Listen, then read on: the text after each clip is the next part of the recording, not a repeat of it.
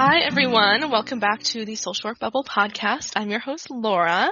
I'm a social worker here in New York. I am really excited today to have Amity Cooper, a therapreneur, if you will, a coach on the podcast today. Thank you, Amity, for coming on.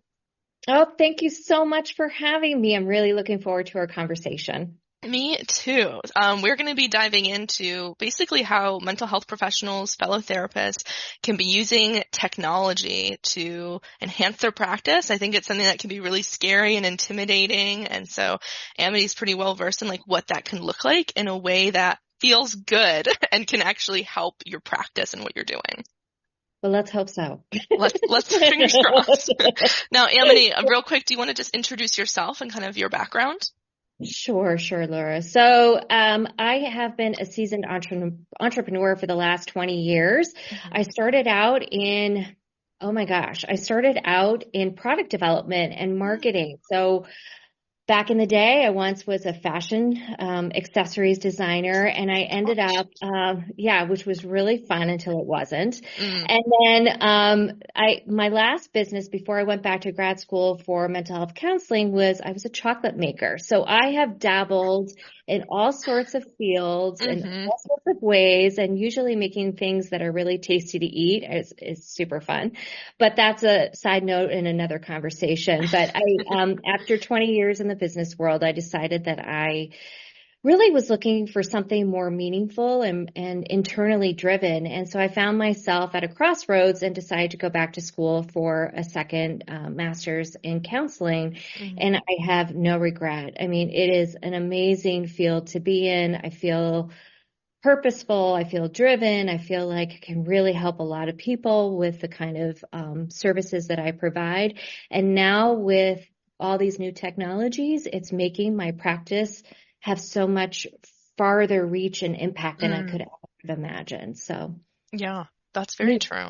What initially got you interested in the tech side of things? Was that something that had been happening before you went back to like mental health counseling, or? Yeah, I had really, I'm not necessarily a tech geek, but I realized because every business that I started, I had no experience in. It really came from this kernel of an idea.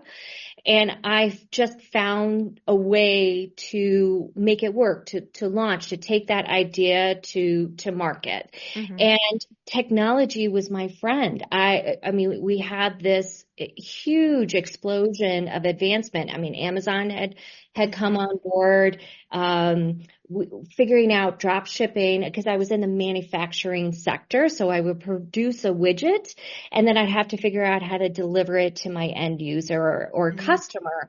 And so, you know, I had to learn this back office stuff. I had to learn management, inventory, software. I had to learn how I was going to market myself online because that was exploding. And so I was able to sort of pivot every single time something new had developed, which was uber fast. And we can get into that, this exponential growth of advancement that's occurred in the last 20, 25 years has outpaced the last 500 years of development and technology of industry. And so we're really the pioneers here that are coming into, that we're already in this field, and it's being disrupted every which way we look. And so I sort of got that exposure early on in these other businesses, and now I see it happening in mental health. So very true. And it has happened so quickly where I don't think people have had time to like sit with it. It's like just fear and the unknown and not really knowing like what to do with it. Oh yeah, it's overwhelming. I mean, I'm not bringing politics into this story, but in some ways it is. I mean, we can see the fear factor of these polarizing figures and how it's affecting in our beliefs. Like we naturally turn towards the pessimistic side of ourselves. I mean, we're more in that phase of like, how do we protect ourselves? I don't know it.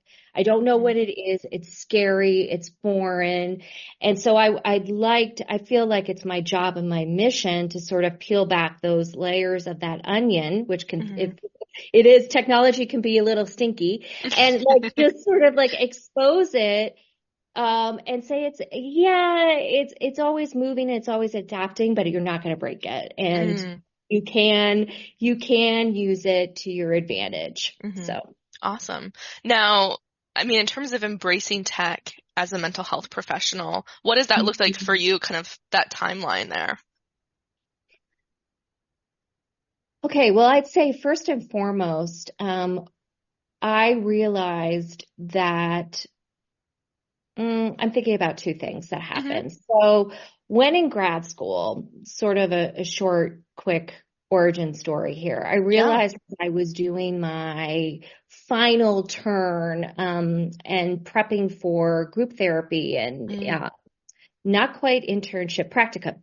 And I was watching all of my fellow colleagues sort of struggle to figure out how to create a group plan. Like how could we run a support group? What does that look like? How do I design it? How do I implement it? And then I realized, oh my gosh, these sorts of it's a learning opportunity that could be Mm-hmm. digitized, right? So you Mm-hmm. have, as a therapist, you have an unfair advantage.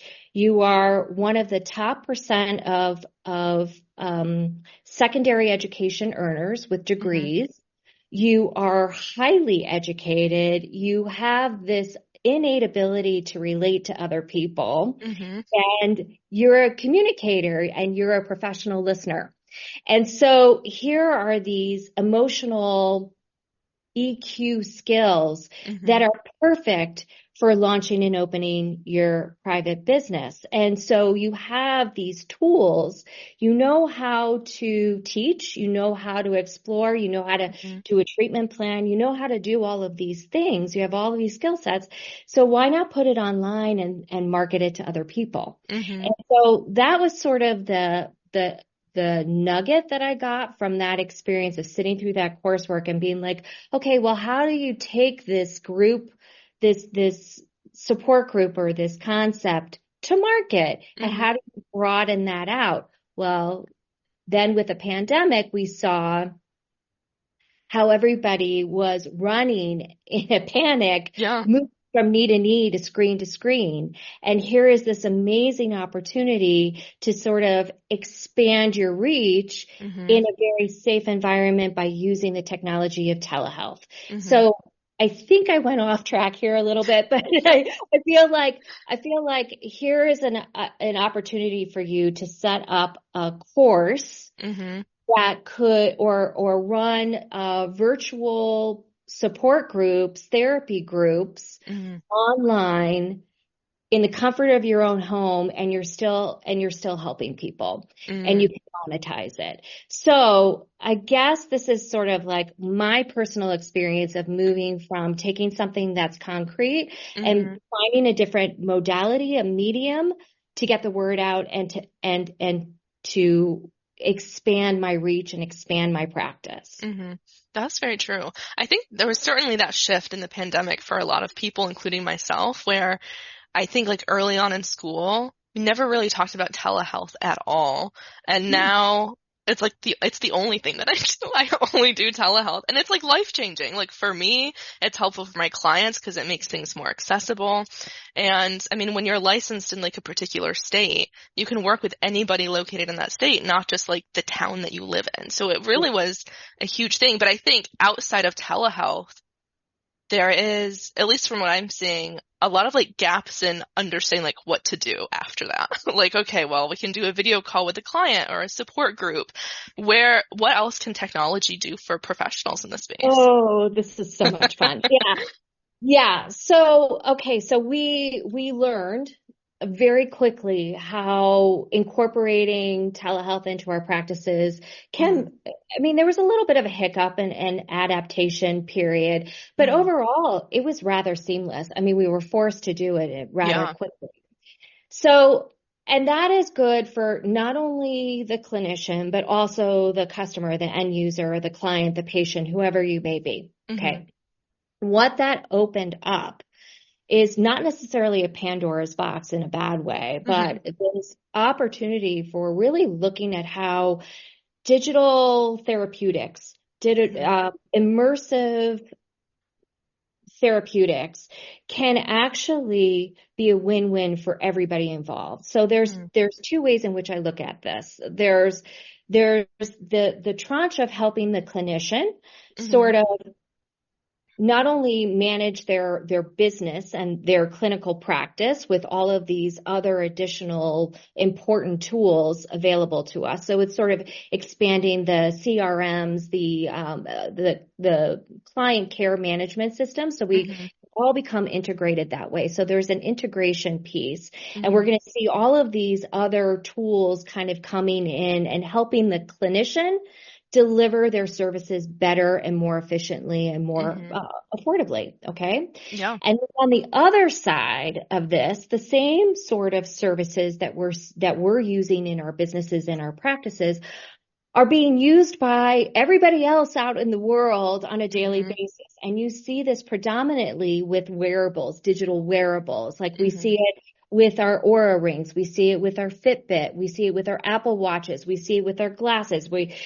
Everything that you could put on your body, that is an access point for care, for regulation, for measurement, for quantifying our daily activities, okay? And we can use those tools, and then we can use those tools to our benefit, because our clients and the rest of us, if we take off our hat of a clinician, we're doing it every day anyway. Think about it. Think about how we're able to call up Instacart and get our groceries delivered. Think about, okay, I'm going to schedule my workouts in a better way because I have all of these tools that send me daily reminders, or that measuring my water intake. I mean, everything is sort of being quantified and digified, if you will, in our daily lives to make our lives run more smoothly and better.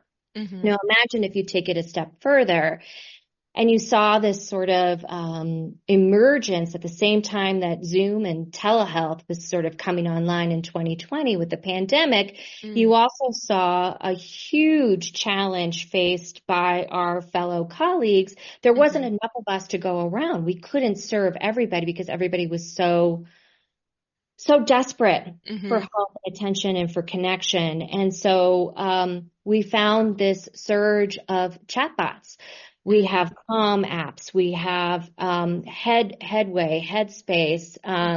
We have Ginger. I'm just thinking of just a variety of different mental health bots that you log into and have conversations with. Well, imagine, and this is what's happening right now, is that there's this connection between the clinician and the client in real time. And you, the clinician, can assign or stay in touch with or have this golden thread of connection and rapport with your client to reach out and provide support and assistance when they can't be face to face with you or screen to screen with you.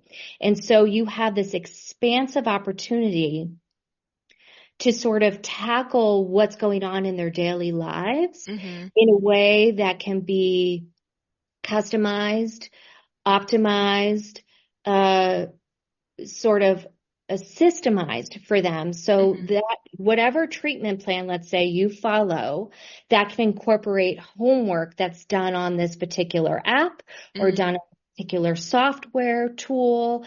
And this conversation is in real time and fluid in a way that it hasn't been before. So that's just one example of where digital therapeutics is really coming in and can be utilized rather quickly and safely and easily for both parties involved. And then we can get into the other things. But I love all of that, because I also think, I remember when I was working at this one agency immediately post-grad, and one of the biggest reasons I loved telehealth was for the safety aspect. And I think that's something that a lot of like mental health professionals and social workers especially like I see social workers that like have to do home visits, which that's still necessary, but there can be this feeling of like what's going to happen, or this person got really like tense in the room, and that can be hard when you're just like this solo clinician on your own.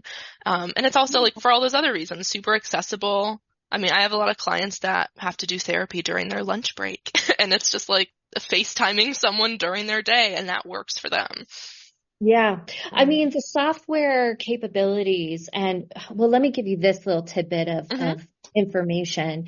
In 2020, I think the last data set that I had seen, there's over 20,000 different mental health apps on the iPhone store, the iTunes, Spotify, wherever they are, 20,000 apps out there. So people are looking for solutions to solve their pain, their discomfort, whatever. And they're going to do whatever they can to find and get relief. Now, I don't see it as competition. I see this as a partnership, a strategic partnership with technology. Technology is not going to take away our job.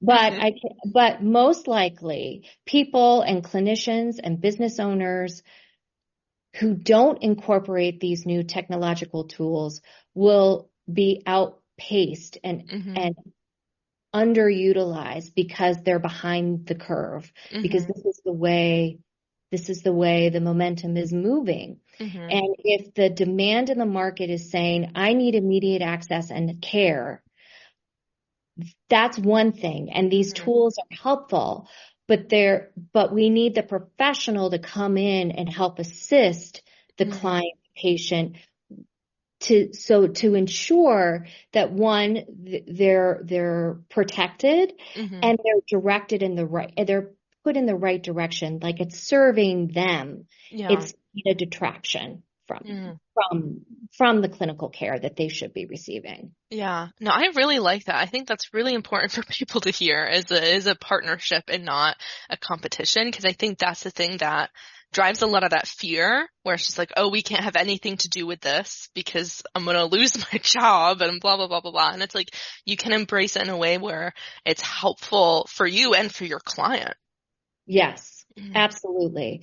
And that's, I mean, I'm just touching the tip of the iceberg here. There's two other developments that are really coming to the forefront that I think are important for all of us to understand and sort of look at with curiosity and interest. And for me, the first one is, I mean, this is really close to my heart because on the side, I'm trying to develop a program, but it's actually VR immersive environments. Yes. So virtual reality, augmented reality are here. They're here, they're present, and people are globbing onto them. Okay. So imagine this. Okay. So we've been in this long history of sitting knee to knee with somebody. Somebody comes into your office physically. You have to schedule it. It's a bitch to do. And you finally get into somebody's seat and you're there and you're meeting and you look forward to it. Eventually you look forward to it. It's like a safe place, a safe environment to go to. But imagine, and you're limited as the clinician because of your geographical location. You're limited by your time and the dollars that people are willing. You only have so much time in the day to actually see clients. Okay. So there are these setbacks. Well, now imagine if you have a virtual reality office space that you can, through the phone or an actual VR headset, you can work with clients virtually. So they could go on their phone and they could meet up in this virtual space and you could have their session. It could be pre-recorded. You could send them specific interventions. You could customize it, but you could create different scenes. So it doesn't always have to be in your office. It could be outside on a walk. It Mm. could be, uh, I don't know. It could be in a plane. Anywhere. Yeah. It could be anywhere. I mean, exposure therapy is one of the top uses in Hmm. virtual reality experiences. People getting over phobias, standing up in Yeah. front of a crowd, getting over the fear of spiders. Well, imagine that your office is a digital office and you can assist any number of people Hmm. beyond who you would see face to face every day. So it's Hmm. really exciting technology. And there is this growing surge of where you have video gaming, Hmm. right? We're now have studies that show and have evidence that proves that playing video games is good for your mental health. There are There we different go. games, Hmm. right? There are different games that treat different issues and Hmm. disorders, from anxiety to mindfulness to depression to loneliness and isolation, Hmm. recovery, whatever it may be, you can play your way through it. Hmm. And That's very true. it is an amazing, amazing service and technology that I'm really excited about. This is So so fascinating to me because I never even like thought about using VR for like an office space, like a virtual, like that's so cool because I think isn't that's that the one so? thing. It's crazy cool. It's like, because that's the thing where like I do telehealth Yeah. and like I love my in-person sessions because it's like it's a different feeling. And I do miss those, but I'm also like I don't want to have to do that. But to still like create some element where it feels like more real and not just like a computer screen is really valuable for also just that human connection piece that is so important to the therapeutic relationship and like treatment outcomes and everything. That's huge. There's huge evidence that supports, we all realize that struggle promotes growth, right? We Hmm. need to move through certain things in order to get to that other side, and where we can look back and say, or we get a different vista view of Hmm. what our life could be, potentially be. And part of this growth process is that we need the stimulation, Hmm. creativity, new space, new play. Hmm. Play is really an Yeah. integral part. And so if we can incorporate those aspects of using this new technology, which is foreign, Hmm. it evokes curiosity, it evokes figuring out problems, it's problem solving. In the actual active application, there's a Hmm. lot of treatment opportunities here that are interwoven into this new technology. And Hmm. it just so happens that it's fun. And True.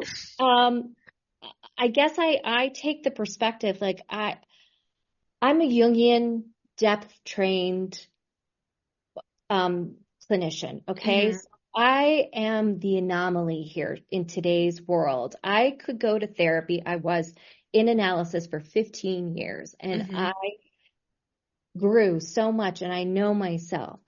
But for most people, that's not their choice. That's Hmm. not their way. And you have to meet the clients where they are. And you know Yeah. this very, very well. And it's not quick solution, but they want to solve a problem. Hmm. They're problem focused, solution focused.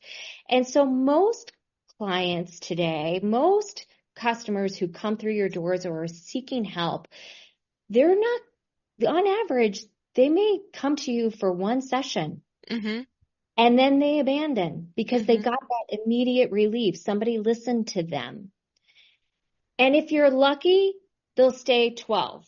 Hmm. Okay. The average is about 6 to 8 sessions per client Mm. experience. Wow. So you have to figure out ways of serving your clients ethically and in a way that meets them where they are so they can get to the other side and they're Hmm. not reliant upon you.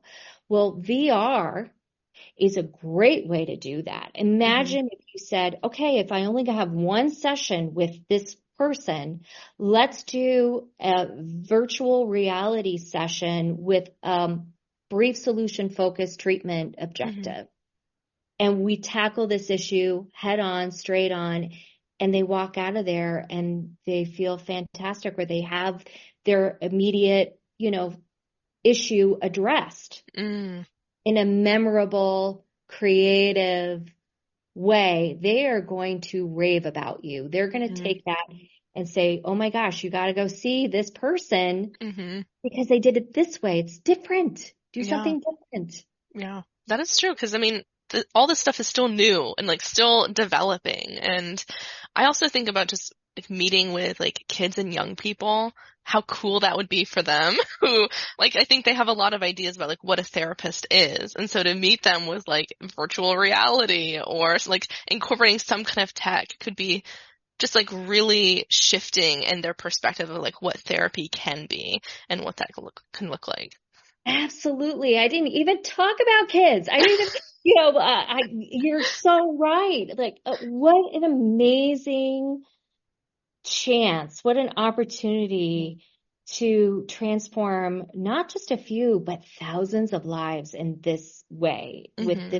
with these tools. Yeah, absolutely. Now I know, so the other piece to this, we have VR, we also have AI, which is obviously always talked about Mm, constantly. yes, I think that's where I yes. see, again, like a lot of that fear and just like, what is this? What does this mean?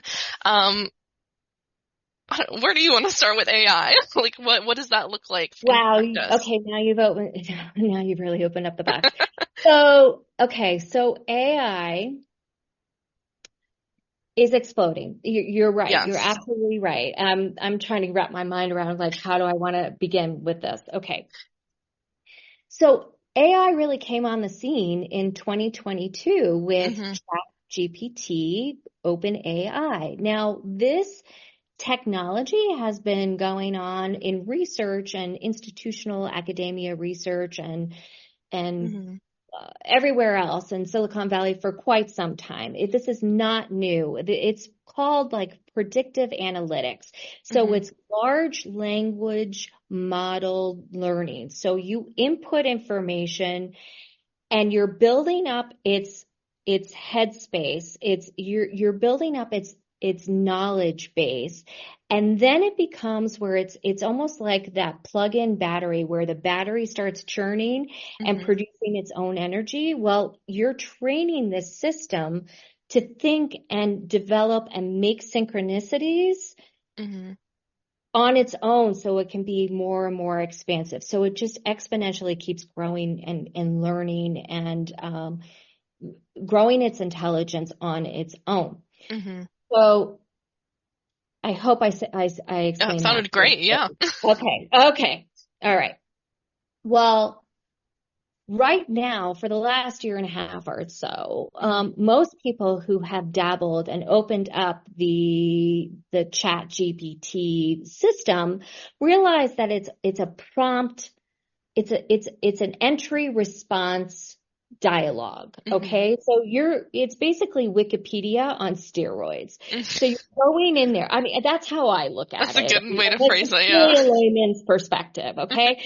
So I open it up and I ask it a question. I provide a prompt, and then Mm-hmm. it spews out whatever information has been entered or gathered or researched, and it regurgitates it back to me, and it's instantaneous. Okay. Mm-hmm. It's thrilling. It's actually like gives me a jolt of adrenaline. It's like of dopamine. Like I'm like, ooh, this is very fun.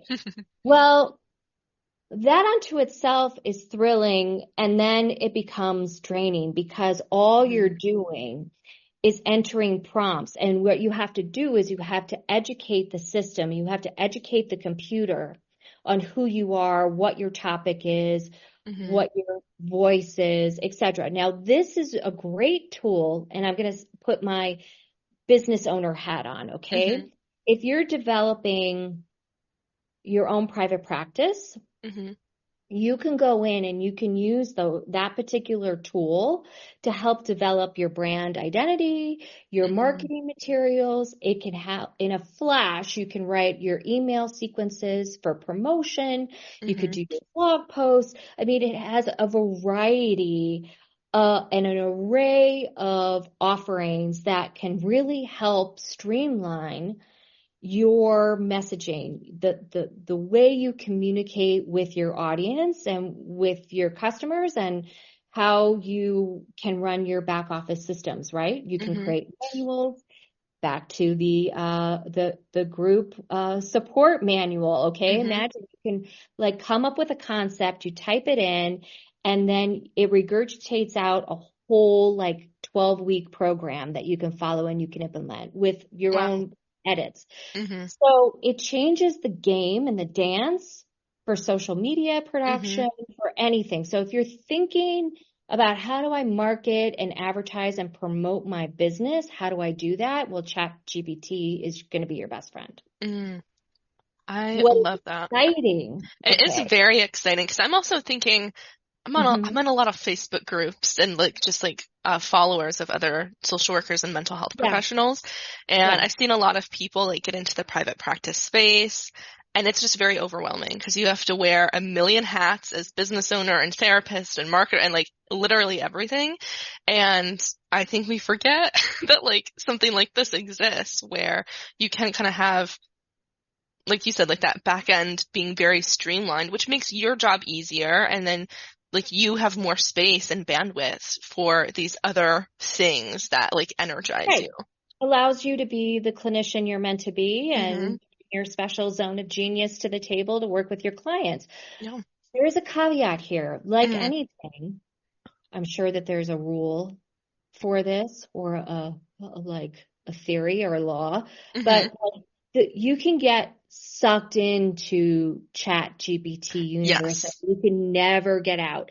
And it can be extremely, even though it is a specific productivity creative tool, it needs to be managed. It needs to be, you need to have a clear agenda of how this is going to incorporate and be used appropriately. You need help to do this. Okay.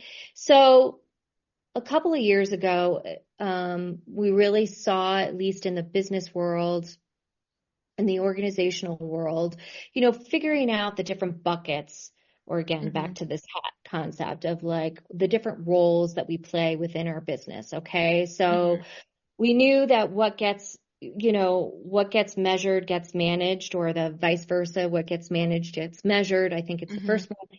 And, you have to kind of figure out what your plan is, and then you got to figure out what your special zone of genius is, and then everything else you delegate away. Well, this is where AI has instrumentally changed the game of small business ownership and management, because not only do you have it can become what's called your integrator. So you can use it as your AI, and this is what's new. Okay. So we went from just the standard AI of AI applications to what's now in its second generation called generative AI, where it's actually having conversations with you. You treat it like an employee, like a digital employee, and you assign it, it's a worker. So in your organizational structure, you are the owner, and then you create this hierarchy organizational plan where you have a supervisor, and I'm just off the cuff, okay? You have a supervisor, and that supervisor, maybe it's a private practice manager, supervisor, coordinator, then is given specific tasks to oversee all of these different requirements and tasks and tasks to be done in the business, and you assign it to your own, what used to be and still is, a virtual assistant to offset like your onboarding, your client management software, your finances, your bookkeeping, or whatever. Virtual assistants are wonderful and they're fabulous, but you have to train them, you have to manage them, you have to deal with those interactions. And I'm not saying throw them out with the bathwater, but what I am saying is that you add in an AI employee for 24/7, and you pay them pennies on the dollar, and it's churning and it's running, and you train it according to your rules, what you want done, and they run your back office for you. Mm-hmm. So this is like, this blows my Yeah. mind. I'm also And mind blown right now. yeah, I mean, this is Crazy. what's coming online. Mm-hmm. It's still sticky. It's still stodgy. We're in between having a very customer fluid sort of interface with a Mm-hmm. very code driven interface. Mm-hmm. Okay. And it's somewhere in between. And this is something that I'm playing with myself in my own business of trying to figure out how do I create this virtual digital employee Mm-hmm. space. And it's really fun, but this is where we're moving. Mm-hmm. This is how we're moving, and it's going to get easier, and it's going to come a lot faster than what we have seen, as I said Mm. before. It's going to That's be very true. generationally changing. Yeah. I mean, I have clients just in my sessions who will tell me, oh, Laura, like I used Chat GPT to like ask me about this coping skill or to like do this thing in between our sessions. Like, so that the people that we're supporting are already doing this. They're Already already happening. accessing this technology. And I feel like it is almost like part of our responsibility as therapists to try to be in tune with what's going on, because that is like a big cultural shift just to have this kind of technology going on. And that's a part where we can meet clients where they're at and understanding, oh, like this is something that's a part of their life and like is a part of how they're operating, or a resource and a tool that they can use. And that can really shift things in a positive way. It can. And remember what something that I said earlier on in our Mm-hmm. conversation is that we're the experts here. Yeah. We are well trained, well versed. We understand our clients better than any application, any Yes. computer ever will. Okay, but we can use these tools and we can join up Mm-hmm. with this technology with our client to help guide them Mm-hmm. appropriately. Just because this amazing network and digitized world exists and they give us information, there's biases. Mm-hmm. There's things that we need to correct. It doesn't autocorrect itself. It just Mm-hmm. gives you back exactly what you put in and with everybody else putting in information. Yeah. So it's really important to be conscientious. It's your ethical duty to Mm-hmm. like not just go on what a tech program says, because that's Mm-hmm. not true. And you have to counter check what your client is saying. So, hey, I Yes. got this information. Is that true? Is that valid? Where'd you find Mm-hmm. that? Is that helpful? Mm-hmm. Those are all questions that need to constantly come up Yeah. in your session, working with your client at any time, Mm-hmm. but especially when you start incorporating this technology, which is such a gift. Mm-hmm. It still needs its own checks and balances. Yes. Very true. I'm feeling excited about technology now. Ah, I think this is yay! really cool. It's very exciting. From the different things that we talked about today, for those listening, what's just like one thing, one takeaway, one piece of advice you would give them based on what we talked about? That's really hard because Mm-hmm. for me, I am a natural researcher, Mm-hmm. and when I get excited about a topic, I go deep. I can fall down that rabbit hole, and Yeah. it takes me a while to come out. But I think that if you are really curious about what this means and Mm-hmm. how this can transform what's coming online in the next 5 years, Mm-hmm. or less, then I think it's your duty to go out and start researching and reading and maybe taking a class. Maybe Yeah. it's reading some white papers. There's a guy that I absolutely love. He's called the Medical Futurist, Ooh. and I believe he's Hungarian.